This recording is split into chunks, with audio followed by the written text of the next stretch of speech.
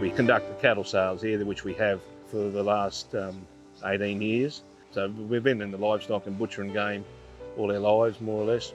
I remember coming here as a little kid, always loved coming here to Gympie Yards and Beluga. Probably why I started doing what I'm doing, yeah. Look, agriculture is a massive part of our economic footprint, and a facility like this gives farmers the opportunity to sell their product. It's in a very good spot here. We draw cattle from all through the South Burnett, North Burnett, down the coast. We get 280 vendors some sales.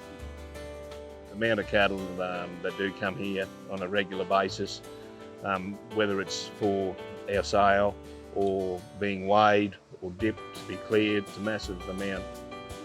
The income that we generate through the sale of cattle through here generates about $500,000 a year in income. After our maintenance and our staff costs, there's a small profit left over to put back into the general funds to help maintain the roads and other infrastructure that are needed to support this facility. Saleyards was in need of quite a deal of improvement around the selling pens, the races and the general cattle yard area.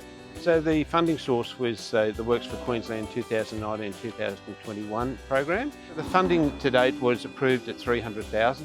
We've done quite a number of improvements, particularly at the bottom yard down the Smorgon yard, where that's been divided now into 3 separate paddocks. The perimeter of the yards, which was all timber, if cattle were jammed in the laneway, it wouldn't take much to break a rail and it could escape. The outside perimeter yards were all replaced with steel frame, which were all wooden gates. Now they're steel frame and improvements off the scales down towards the dip. New yards down the side, improvements in the lights, just general safety issues like that. No, it's been money well spent. Prior to the better lighting and that, there was some older lighting, but we used to have to handle cattle, to walk cattle away so we can get the rest of the cattle into the yards. It was all done with either torches or touch and feel. If we've got a heifer in with the steers, because we've missed it, they've come in late under bad lighting and we just happen to miss it, it just doesn't look great and it slows the whole sale down. And it was coming to the point, we were dipping cattle sort of 450, 500 kilos. The cattle didn't know where to go. They couldn't see where we were trying to push them. It was starting to become a real safety issue. Made my life a lot easier, especially when I talk about dipping at night time. Now it's pretty good. It's like a big stadium. Very, very good for safety issues.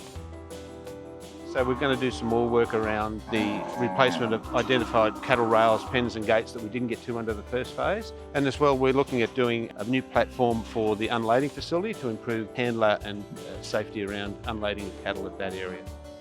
People from away come down, probably to watch their cattle get sold, then they go shopping.